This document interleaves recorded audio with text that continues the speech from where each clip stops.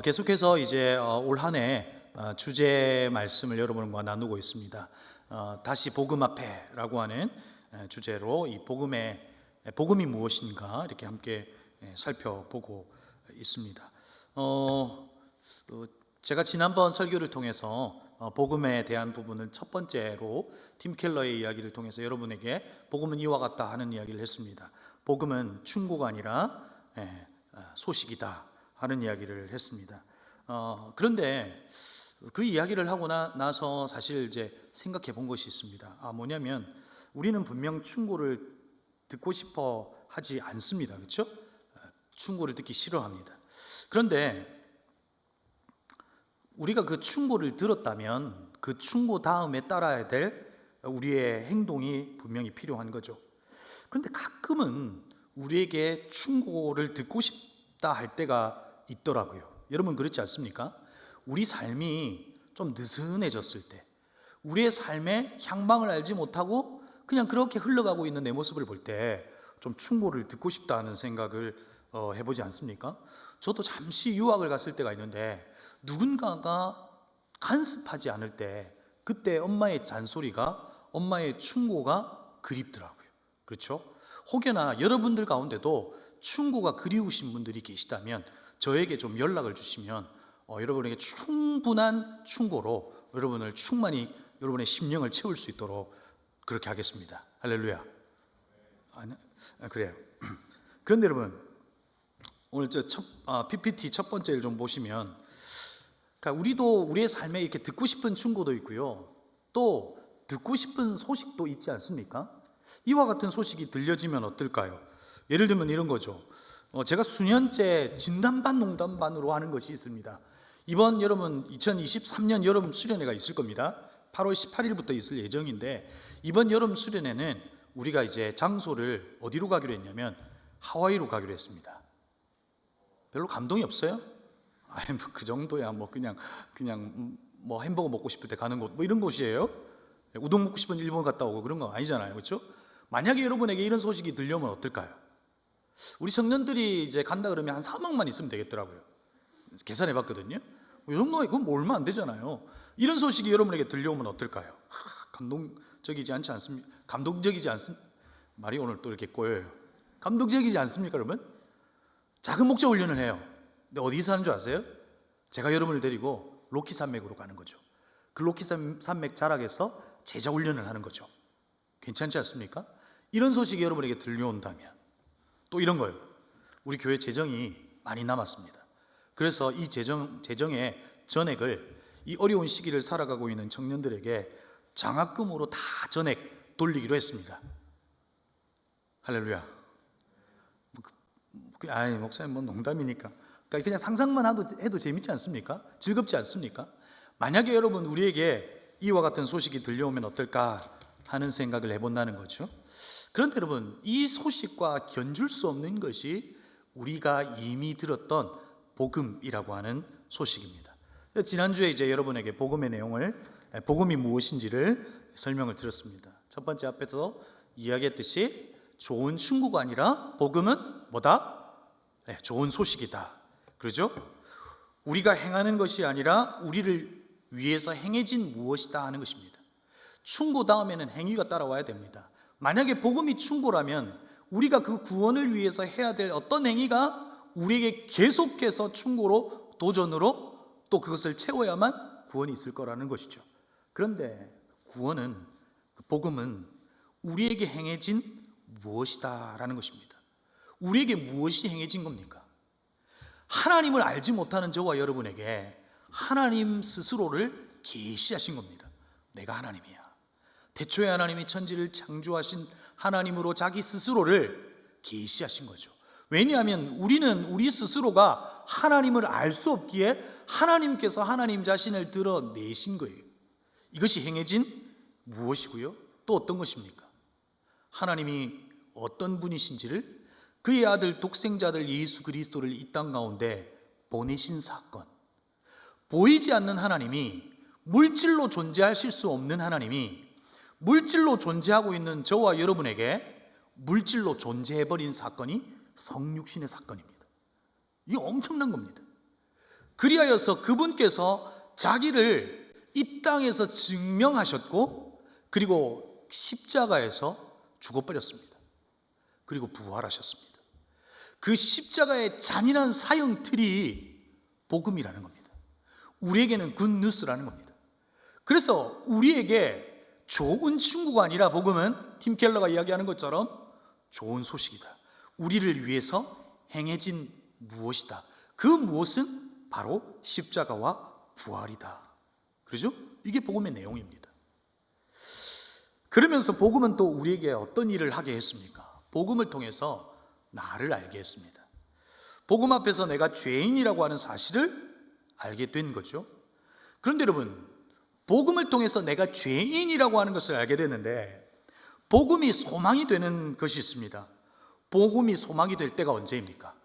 내가 죄인이라고 하는 사실을 인정할 때, 복음은 우리에게 죄인이다라고 하는 사실을 알려주었는데, 내가 죄인이라고 하는 사실을 인정해버릴 때 복음은 소망으로 돌변해버립니다. 그것이 우리가 받은 복음입니다. 아멘이시죠? 내가 죄인임을 알고 그러면 우리는 죄책감 속에서 이제 살아가야 될까요? 아니죠. 내가 아는 이제 하나님은 어떤 분이십니까?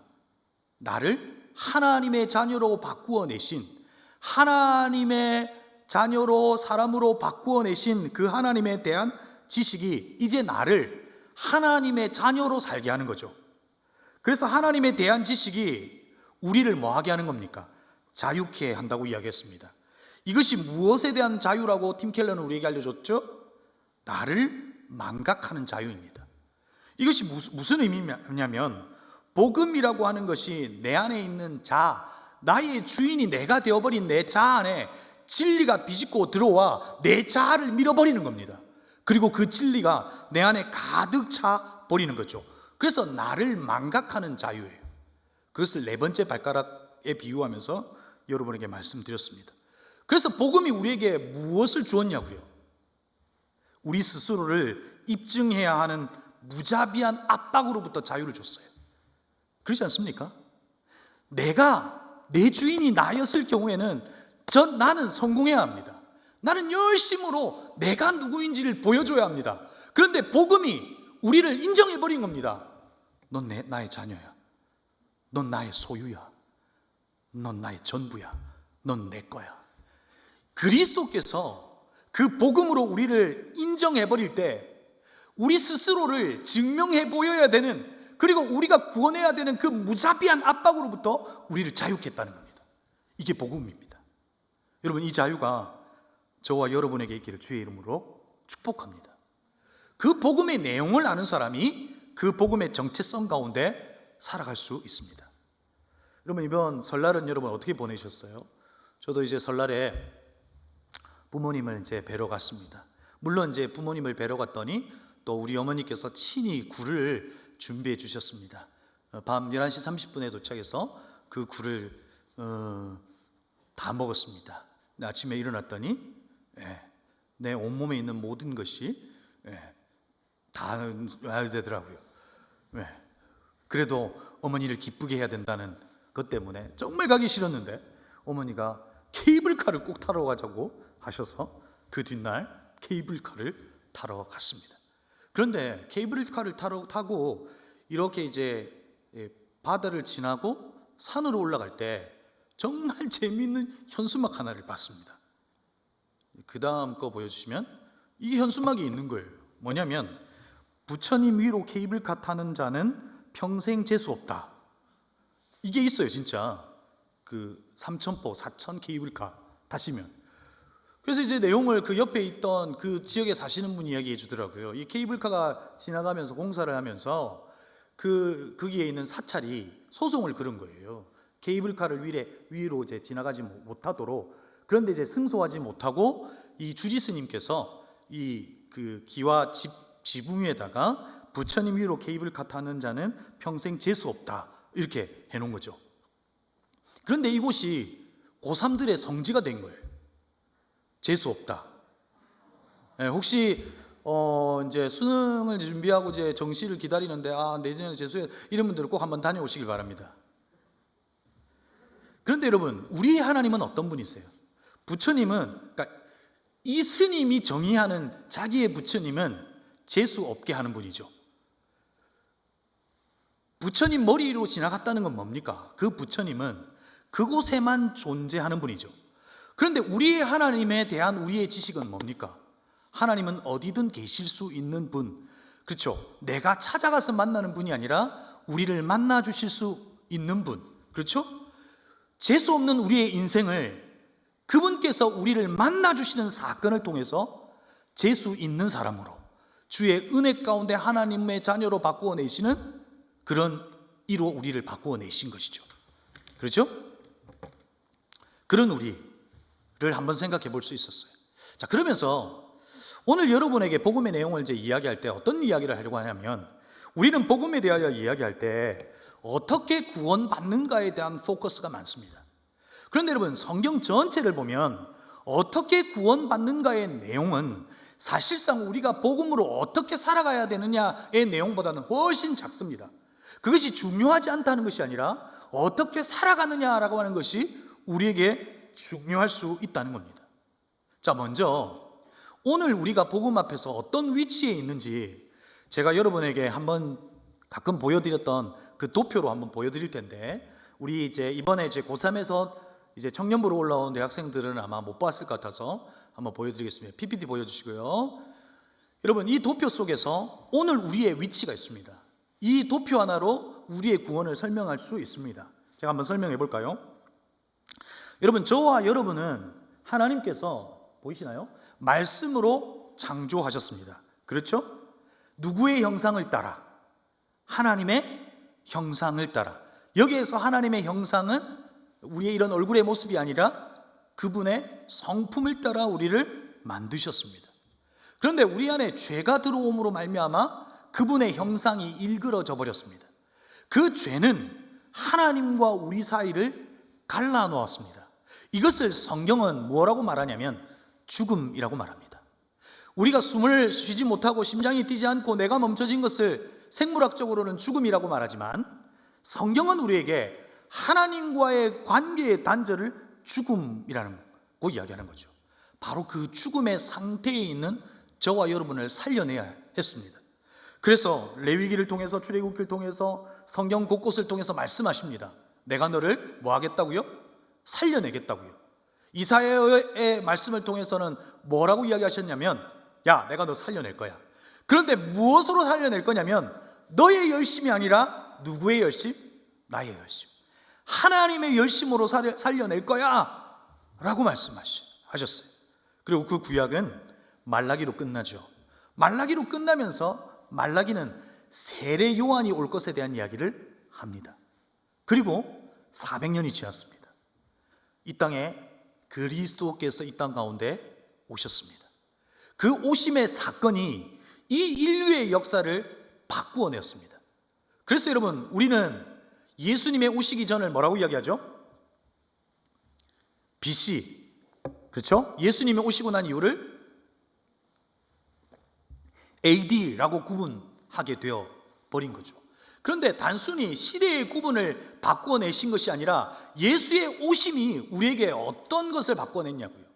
여러분, 저와 여러분은 이제 시간이 한참이 지나 태어났습니다. 저는 1992년 10월 29일에 태어났습니다. 아무도 의심하지 않습니다. 그렇죠? 물론 제 얼굴에 드러나는 건 92년생입니다. 여러분 안에 좀 은혜가 가득하길 바랍니다. 너무 여러분들이 예민하고요. 좀 아까 그 지붕 위에 있는 말 해주고 싶긴 한데 그래요. 그런데 여러분 있잖아요. 78년에 태어났어요. 그래. 진짜. 그런데 있잖아요. 우리가 태어났다는 것은 우리에게 일생이 생긴 겁니다. 그렇죠? 우리에게 일생이 있다는 것의 의미가 뭘까요? 우리에게 일생이 있다는 것, 호흡할 수 있는 그 시기가 있다는 것, 하나님께서 우리 안에 구원을 열어주시기 위해서 우리에게 일생을 두신 겁니다. 우리에게 일생이 없다면, 우리가 살아있는 나날이 없다면 우리에게 구원이 있을 수 없기 때문에 그렇습니다. 그런데 여러분이 구원받았다면, 받고 여전히 살아있다면, 여러분에게 생명이 있다면 여러분에게 남겨두신 무언가가 있다는 것 또한 기억해야 합니다.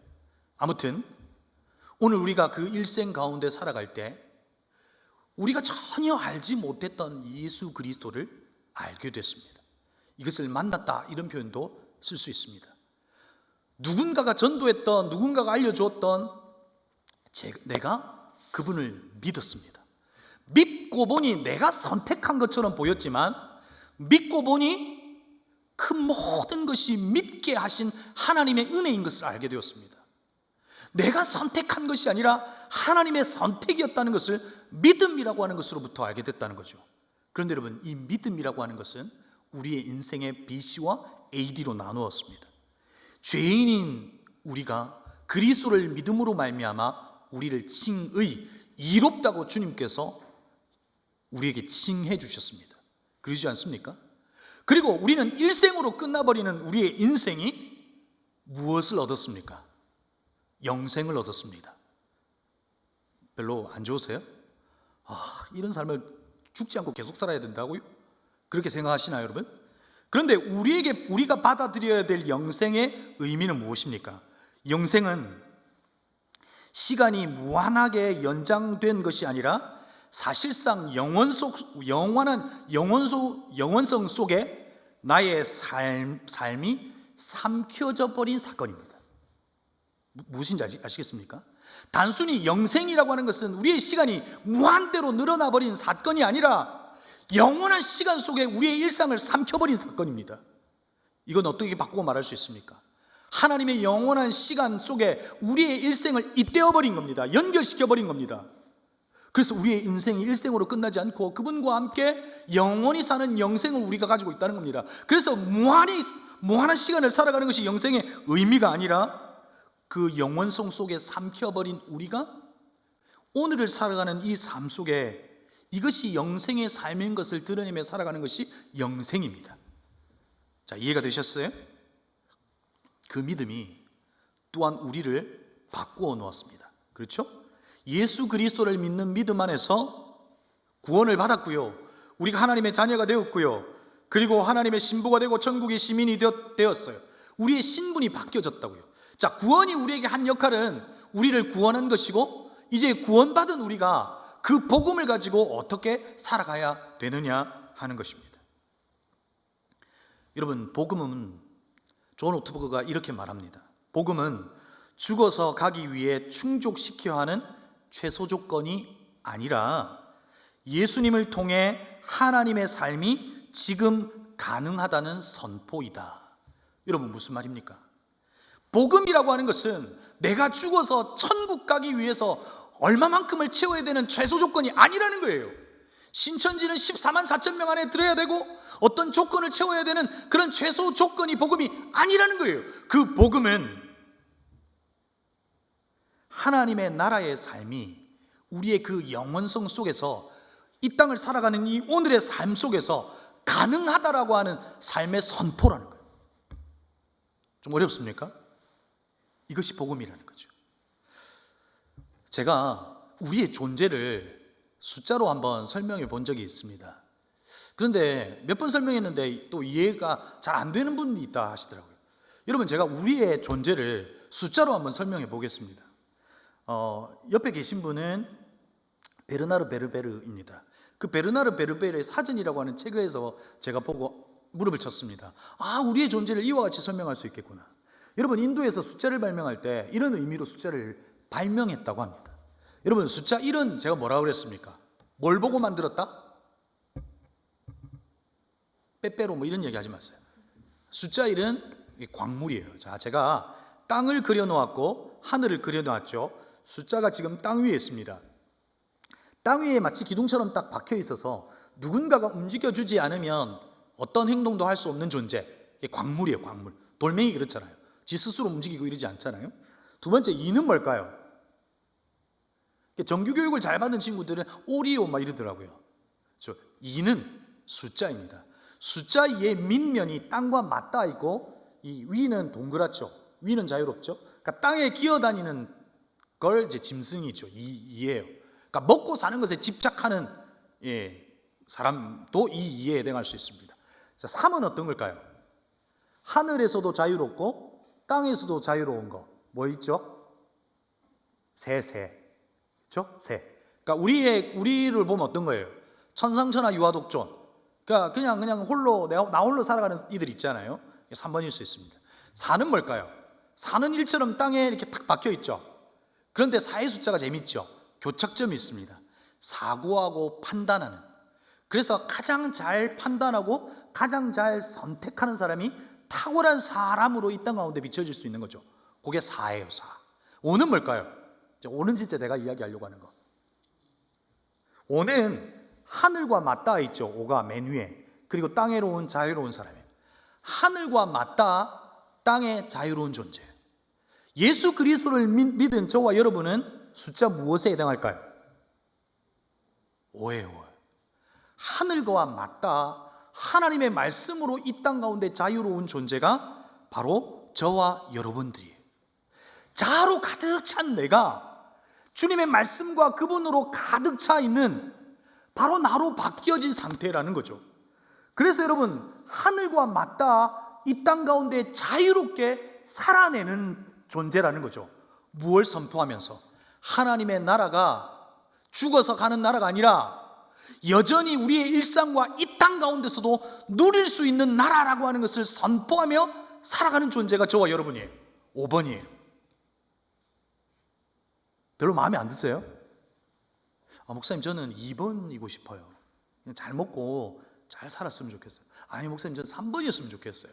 그냥 나 홀로 그냥 그렇게 살았으면 좋겠어요.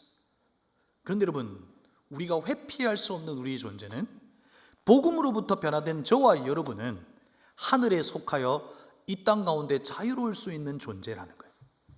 그것이 성경이 말해주는 우리라는 겁니다. 그런 우리가 이 땅을 복음으로 어떻게 살아가야 되느냐 하는 것을 오늘 성경이 우리에게 알려주고 있는 거죠. 빌립보서 1장 27절 말씀입니다. 오늘 우리가 빌립보서 2장을 읽었는데 빌립보서 1장 말씀에서는 우리에게 이렇게 이야기해 줍니다. 우리 같이 한번 읽어볼까요?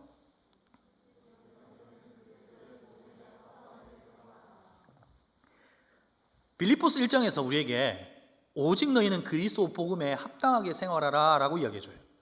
그러니까 너희가 복음을 소유한 자로, 복음으로 변화된 자로, 복음으로 변화되어 5번으로 숫자 5로 살아가는 존재로 너희들은 합당하게 생활하라 라고 이야기해 주죠. 그런데 여러분, 이 재밌는 표현이 있는데, 여기에서 말하는 이 합당하게 라고 하는 이 표현은 펠리디오마이라고 하는 이 헬라어를 쓰고 있는데, 이 말의 의미는 폴리스라고 하는 의미를 가지고 있습니다. 이런 폴리스는 뭐죠? 또 경찰이요 또 이럴 것 같아서, 폴리스는 예전에 도시국가를 이룰 때 그 한 단위를 폴리스라고 그랬잖아요. 그러니까 여기서 말하는 이 합당하게라고 하는 이 단어는 폴리스의 일원이 되는 거예요. 그러니까 폴리스의 일원이 된다는 의미는 뭐예요? 자기 자신의 운명 또한 그 일원이 되어서 결정되어진 거죠. 그러니까 합당하게 생활한다라고 하는 이 말의 의미는, 이제 우리가 복음으로 변화된 우리가, 예수 그리스도로 바뀌어진 우리가, 복음을 소유한 우리가 이제는 그리스도의 그 다스림 속에서, 온전한 다스림 속에서 살아가는 것, 이것이 바로 합당하게 생활하다라고 하는 의미를 가지고 있는 거죠. 여러분, 당시 사도 바울이 있었던 그 시대는 무슨 시대였어요? 누가 가장 큰 힘을 가진 시대였어요? 로마가 가장 큰 힘을 가진 시대였습니다. 로마가 계속해서 그 땅을 살아가는 이들에게 주었던 메시지는 뭐예요? 이 땅에서의 승자가 되기 위해서 무엇이 있어야 된다고 로마는 가르쳐 줬어요? 힘이에요. 그렇지 않습니까? 요즘에 여러분 제가 넷플릭스 정의가 그 1등, 세계 1등 했다고 그래가지고 궁금하더라고요. 그래서 봤는데 재밌더라고요. 근데 그걸 보다가 그 피지컬 100 이거 있더라고요. 보셨어요? 그냥 나도 나갈 수 있겠는데 이 생각했어요. 좀 비슷한데 크기만요. 그런데 그걸 보면서 무슨 생각을 했냐면, 이 시대도 로마적 사고를 통해서 살아가는 시대가 아닌가 하는 생각을 해봤어요. 그죠? 몸매가 좋아야 돼요. 몸이 좋아야 돼요. 이뻐야 돼요. 그런 시대 속에서 오히려 그것이 힘이 되는 시대죠. 그러니까 로마가 그와 같았다고요. 로마의 세계관 속에서는 힘이었다고요. 그런데 그 힘으로 1등이 되고 승자가 되고 하는 그 시대 속에서 이 복음이 준 메시지는 뭐예요? 하나님 나라의 논리로 그 복음으로 살아가는데, 그 복음은 로마적 시각으로 볼 때는 찌질할 수 있어요. 무슨 말이냐면, 복음을 받아들이고 예수 그리스도를 마음에 둔 이가 그리스도를 마음에 둔 그 그리스도의 마음을 우리는 뭐 하면서 살아가는 존재예요? 현실화하면서 살아가는 존재가 우리잖아요. 그렇죠?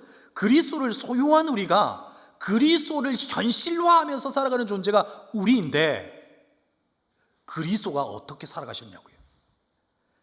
낮고 천하고 가장 약자 곁에 친구가 되어주는 삶이었어요. 그가 힘으로 세상을 바꾸어냈어요? 아니에요. 그는 가장 약한 십자가의 죽음으로 이 세상을 바꾸어내셨어요. 그리스도의 삶은 당시 로마적 세계관 속에 살아가는 저와 여러분에게, 그리고 당시의 사람들에게 그게 아니라는 것을 이야기해 준 거예요. 하나님 나라의 논리와 하나님 나라의 방식으로 살아가야 된다 하는 것이죠.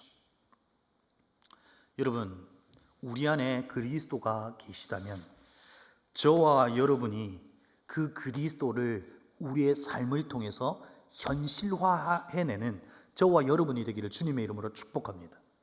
여러분, 어떤 의미에서 살펴볼 수 있을까요? PPT를 한번 볼까요? 그리스도께서 어디를 향해 시선을 두고 있을까요? 그리스도께서 넷플릭스 피지컬 100을 보고 계실까요? 그러면서 그들의 몸매를 보시면서 그래, 너희들은 나의 형상을 닮은 이들이야 뭐 이러면서 기뻐할 거야. 더 열심히 펌핑해 뭐 이럴까요?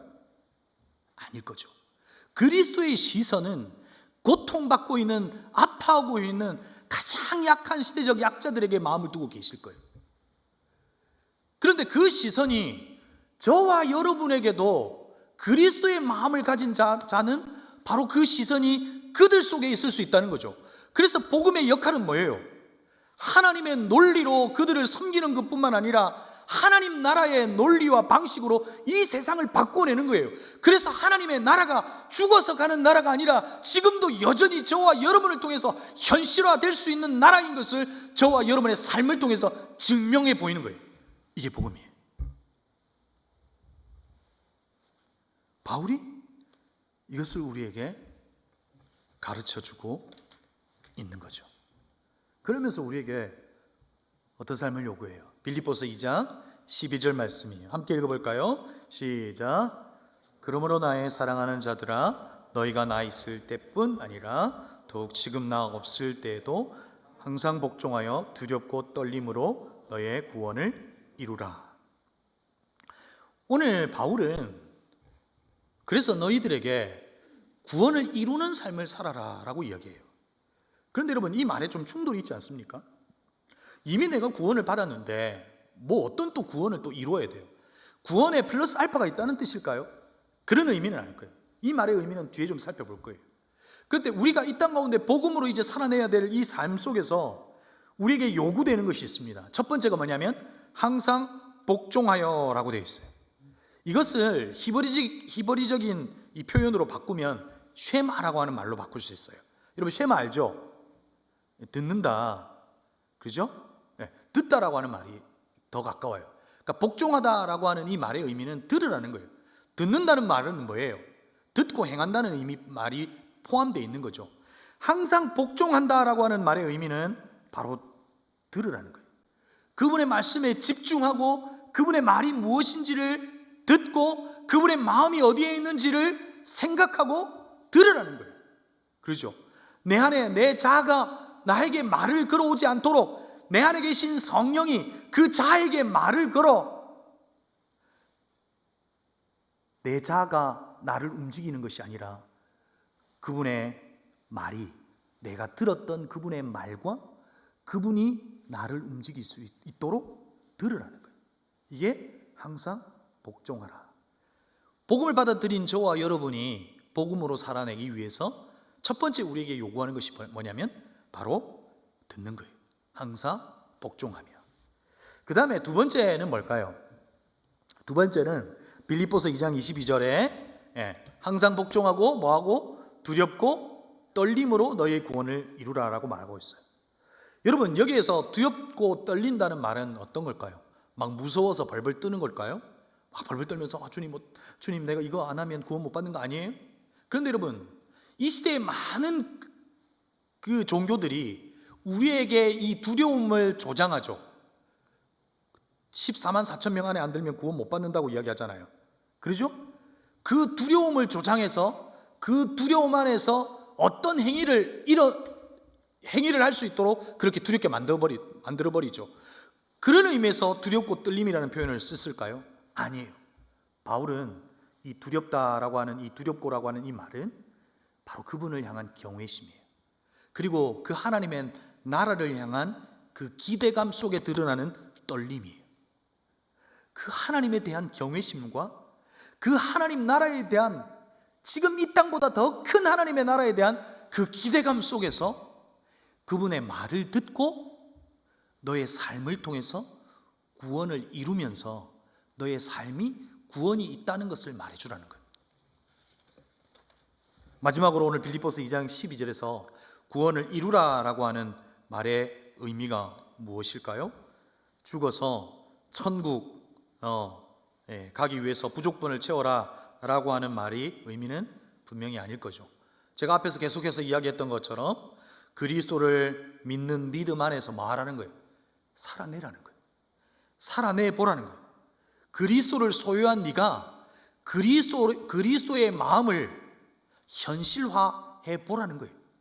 너의 삶이 갈팡질팡하고 있지만 그리스도가 너의 삶의 중심이 되고 기준이 되어 그분이 가라고 하는 그 길로 명확하게 한번 가보라는 거예요.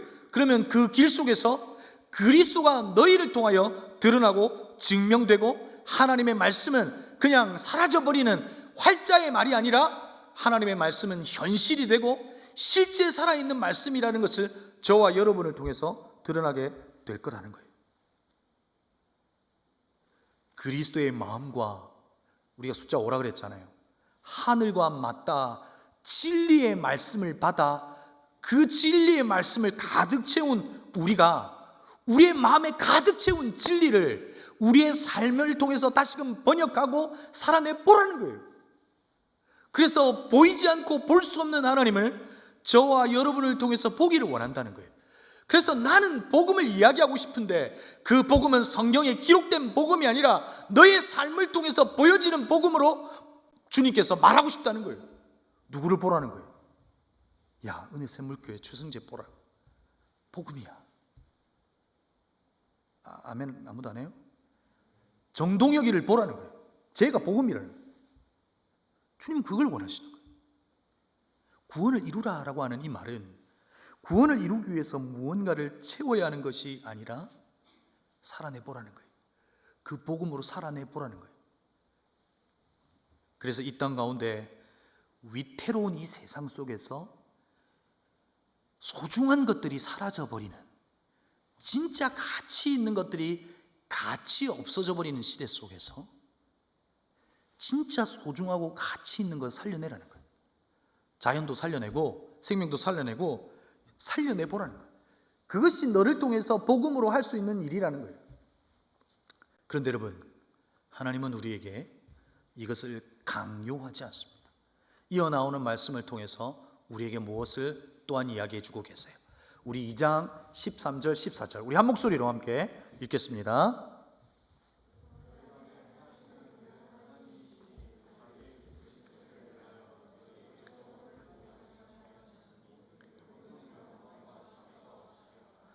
여러분, 하나님은 오늘 우리가 정말 하나님의 나라가 있다라고 하는 것이 죽어서 확인하는 것이 아니라 우리의 삶의 현실 속의 일상 속에서 하나님의 나라가 드러나는 것으로 하나님의 나라가 있다라고 하는 것을 보이시기를 원하시는데, 그래서 그 삶을 우리에게 요구하시면서 구원을 이루라라고 말씀하시지만 누가 그 일을 이루신다고 말씀하세요?